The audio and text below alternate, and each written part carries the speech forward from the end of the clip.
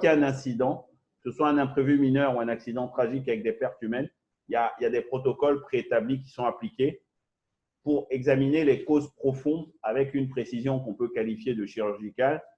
Et les recommandations qui ressortent de ces analyses sont contraignantes et elles sont formulées. Et donc, qu'est-ce qui se passe? Il y a ce qu'on appelle un apprentissage cumulatif qui est basé sur des expériences antérieures. Donc, c'est la version, on va dire, haut de gamme de l'amélioration continue.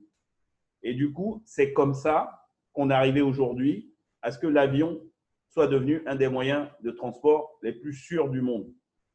Ce qui n'était pas tout à fait le cas au début. Mais ce sont ces expériences itératives où on apprend de façon cumulée et on capitalise sur les erreurs pour ne plus jamais reproduire cette erreur et ainsi de suite. On va se préparer pour un monde nouveau parce que la crise du Covid-19 va transformer notre société et nos entreprises. Ça, ce n'est pas vraiment un débat. Il y a des forts probables qui stimulent certains domaines, hein, comme tout ce qui est achat en ligne, éducation en ligne et, on le souhaite, les investissements dans la santé publique. Ça risque aussi de changer la façon dont les entreprises organisent leur supply chain et peut-être à se diversifier et à moins dépendre d'une poignée de grands fournisseurs. Une fois que l'urgence de la crise sera derrière nous, ces entreprises devront prendre en compte les changements qu'elle a apportés ainsi que les enseignements à tirer afin de les inclure dans leur organisation et leur plan. Donc, on résume la synthèse, on résume les actions, donc une synthèse. Donc, on veut atteindre une visibilité maximale sur l'ensemble de la chaîne d'approvisionnement. L'agilité est la clé pour pouvoir réagir de façon optimale et rapide à toutes les crises. La digitalisation est rigoureusement indispensable pour être en mesure également de mitiger ces effets. Et on va attaquer un quatrième point dont on n'a pas parlé, c'est une stratégie people first, c'est-à-dire que la santé, la sécurité des employés et des clients est la priorité absolue. Donc, l'organisation doit être prête et équipée et entraînée et organisée pour basculer de façon fluide en télétravail ou avec des changements géographiquiques. Ça peut être nécessaire dans certains cas. Si par exemple, vous avez des entreprises qui sont organisées comme ça, ou vous pouvez avoir par exemple un souci sur une ville, mais le centre de production il n'est pas touché, eh bien, le fait d'avoir des protocoles identiques permet de faire venir d'autres personnes pour pouvoir compenser cela. Et il est clair que cette organisation télétravail doit être quelque chose de standard et non pas d'exceptionnel. Ça a été un des enseignements de la crise. Donc, il faut l'organiser techniquement, il faut l'organiser de façon pratique. Les fournisseurs et les partenaires doivent être impliqués, ainsi que les effectifs et les ressources pour ces pics. Il faut savoir maintenir la flexibilité dans l'assistance à la clientèle, et ça, c'est vital pour toutes les entreprises. Mais il est clair que plus vous allez vous occuper de vos clients dans ces périodes-là, et plus ils s'en souviendront, en tout cas en majorité, par la suite. Donc, c'est très important.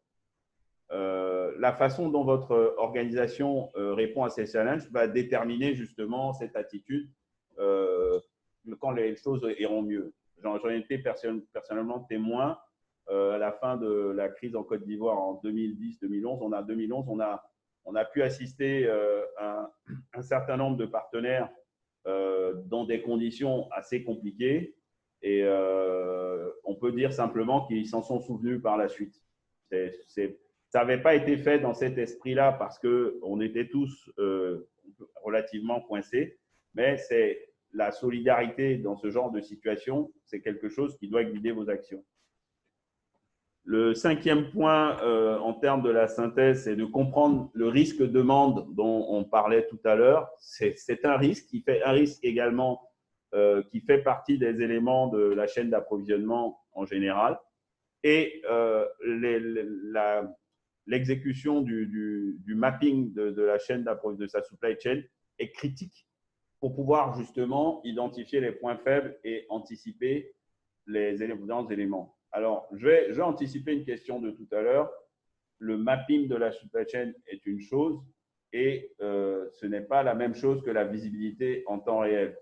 C'est vraiment deux choses différentes. Sur le mapping, on va parler de nodes, c'est-à-dire tous les éléments qu'on a vus sur le graphique, où il s'agit d'identifier les points de croisement et les différentes opérations.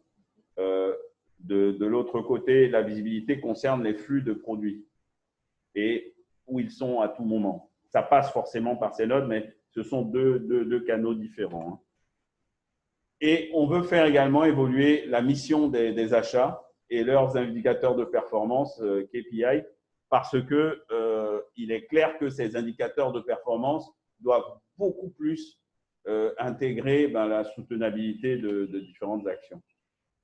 Donc, merci pour votre attention. Donc, on va prendre quelques questions. Merci, M. Kouyaté, pour votre intervention. Et nous allons passer sans plus tarder à l'étape des questions et contributions parce qu'on en a eu assez sur les différents canaux. Donc, on va commencer déjà par M. Franck Aldier pour une contribution. Je vous remercie sur les 6 bases de la résilience qu'il vient de découvrir ici. Voilà, donc l'une des premières questions, on a M. Guillaume qui souhaite savoir comment faire face exactement à cette crise quand on sait qu'il y aurait une rupture générale dans la chaîne d'approvisionnement, étant donné que toutes les industries du monde sont à l'arrêt. Alors, je pense que la question, c'est d'arriver, qu'est-ce qu'on fait maintenant dans le contexte actuel? Clairement, on fait au mieux si on ne s'est pas préparé. Les pistes qu'on a pu mettre en avant tout à l'heure, ce sont des choses qui, de toute façon, doivent être faites, mais le quotidien étant ce qu'il est, on doit absolument commencer à s'organiser sur les bases qui ont été indiquées, travailler sur ce qu'on appelle les alternatives, mettre en place justement tout ce qui est lié au digital dans la mesure du possible pour éviter, pour gagner du temps, éviter les interactions. Et c'est vrai que la plupart des pays fournisseurs sont, pour beaucoup en tout cas, fermés, mais il faut absolument trouver de façon faire, si vous voulez, le tour des différentes sites de production s'il y en a ailleurs et chercher des alternatives locales et des équivalents locaux et si nécessaire, comme je l'expliquais tout à l'heure, les faire fabriquer dans la mesure où on n'a plus vraiment le choix. Il faut donc chercher des compétences parce que clairement, quand on est dans ce genre de situation, on a une obligation de faire face, d'assister ses clients. Et ce sont ces alternatives-là qu'il faut chercher. Alors, je pense que la question également est plutôt liée au fait que si il y a des moyens de transport maritime et aérien ne sont pas disponibles, ça rend difficile ces différentes erreurs. C'est vrai. Néanmoins, il y a un certain nombre de produits qui continuent de pouvoir être acheminés et il faut vraiment insister sur la notion de sourcing local, trouver des alternatives locales. Les étudiants de l'INPHB ont pu fabriquer, ont pu monter, c'était il y a quelques semaines, des respirateurs. Bon, c'est un modèle en domaine public qui a été initialement mis en ligne, je crois, par le MIT et d'autres entités. Mais ce que je veux dire, ce sont des choses les compétences, je pense qu'on les a dans ce pays et simplement, il faut se faire confiance. Et même dans une situation comme celle-là, trouver des alternatives locales à ces problèmes pour pouvoir devenir autonome dans la mesure du possible et limiter les intrants. D'accord. On va passer à une deuxième question. On a Mme Assi qui souhaite savoir quel est le rôle du facteur humain et financier sur les plans de sécurisation et de reprise d'actifs. Les hommes et les femmes sont la clé de toute activité économique. Il est clair que ce qu'on doit également garder en tête, et là c'est un peu moins de la supply chain et un peu plus du management, c'est la qualité de la communication du top management vers les équipes. Il faut qu'il y ait une confiance qui s'établisse entre le management et le staff, et que cette confiance soit entretenue par un dialogue permanent et des informations qui sont transmises de façon permanente également.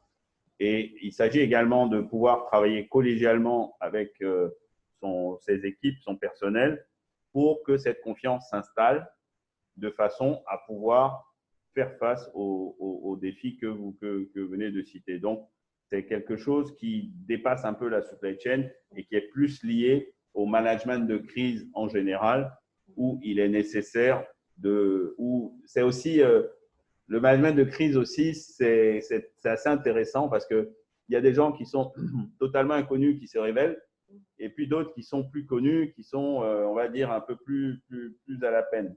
Et c'est très intéressant. Donc, clairement, la qualité de la communication avec les équipes, que ce soit en fréquence, que ce soit, je dirais, sur des aspects liés à la confiance et qui doit s'établir à ce niveau-là. Et un mot que j'apprécie particulièrement, qui est l'empathie. L'empathie entre les dirigeants et le staff, c'est quelque chose qui devrait être la règle. Mais bon, ce n'est pas toujours le cas.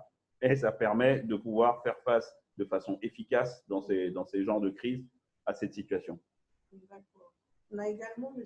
Axel qui souhaite un conseil. Il souhaite savoir comment le responsable supply chain doit appréhender la reprise d'activité.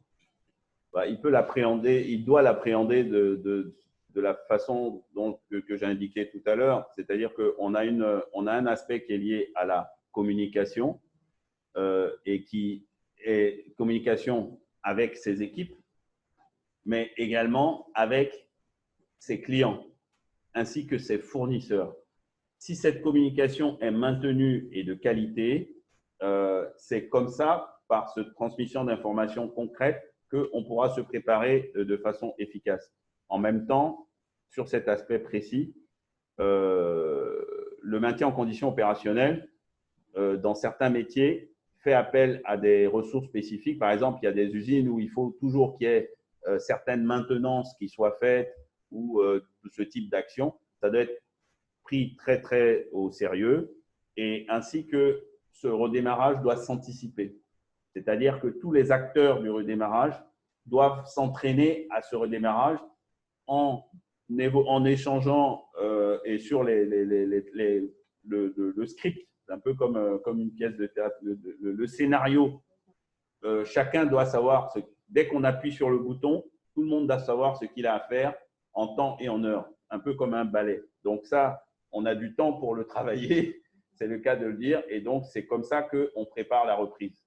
C'est justement en se concentrant sur les différents octaves, en communiquant avec ses cofournisseurs, avec ses clients et avec ses partenaires, et bien entendu en impliquant à 200% ses équipes dans cette différente communication.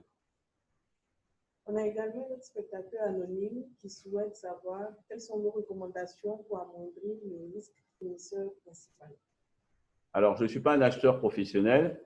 Par contre, il est clair que de cette façon-là, la seule façon de mitiger ce risque, c'est de diversifier ses fournisseurs. C'est ce dont on parlait tout à l'heure. C'est-à-dire que dans la stratégie d'achat, c'était le point qui a été cité dans les conclusions, on recherche le meilleur prix, les meilleures conditions de paiement, la meilleure efficacité, etc., etc. C'est tout à fait louable, nécessaire. C'est quelque chose qu'on valide entièrement. Mais, on doit également inclure la résilience dans le choix des fournisseurs. D'une part, est-ce que ce fournisseur lui-même, si un de ses fournisseurs a un souci ou le plante, comment il va réagir par rapport à vous? Est-ce que c'est quelque chose qui a été travaillé avec ce fournisseur?